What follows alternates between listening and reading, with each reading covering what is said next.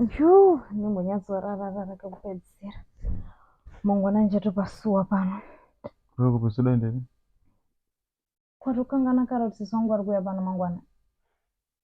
Anda usikuvada. Tikuziva kuti uri kuuya saka kana vachiuya saka dokuendei. Kwandiri obviously kumanhera ndivati vari kutorara obviously katoita kutorara pasi. Anonorara pasi? Isusu. Kuti zviite seko? Saka kuti muenzi anorara pai? Saka muenzi saka kuita muenzi unofanira kurara pamubhedha wavanhu. Totorara pasi nekuti vari kuuya pana. Neiwe, andizvina zvingori zve1 day. Wakambozvina kuti 1 day rekuita sei?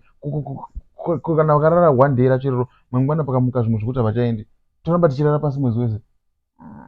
Kana vakamuka vachiti zvikatochinja vakasadzokera vachidziva kugara panapa. Saka vachirarama vachirara panapa. Tiita kudzoka pambedha. Unodzosa uchiti chii? Nhasi vata panapa mangwana wakuti chiburuka mubhedha wedu. Hakuna munhu mubhedha ndowababa namai. Mukadzi nemurume ndovaridzi vemubhedha. Saka vaenzi vekuita sei?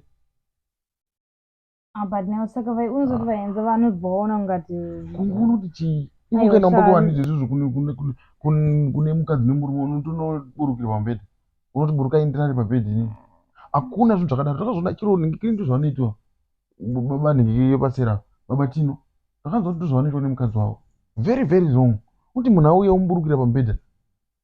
Shamwari yamaitini ikauya. Watinonovata pasi dining. Maitinoata mubedroom manje apa tinoburuka tese torara tese. Zvichimboitirwei? Chero ukabvunza munharaunda sha hakuna zvinhu zvakadaro. Muenzi kuita sei? Munhu anovata pasi kana tikazoitawo spare rimwe gore tichaita spare tikatengawo bed anorara kuspare. Kana vatouya so vanotovata pasi ipapo. Toburukira munhu pamubhedha wedu. Chero ivo vakabvuma kuita zvinhu zvakadaro vanenge vasina kana tsika. Hakuna zvinhu zvakadaro. Tozviona zvinoitika mudzimba zhinji. Ndinozviziva zvinoitika mudzimba zhinji. Especially vakadzi. Shamwari dzavo dzikauya pamba.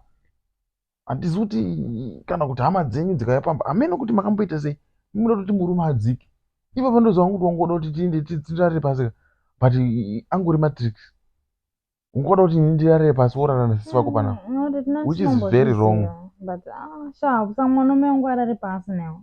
Ndozvoona zvaitika uku but panapa shumba hazviitwi manje.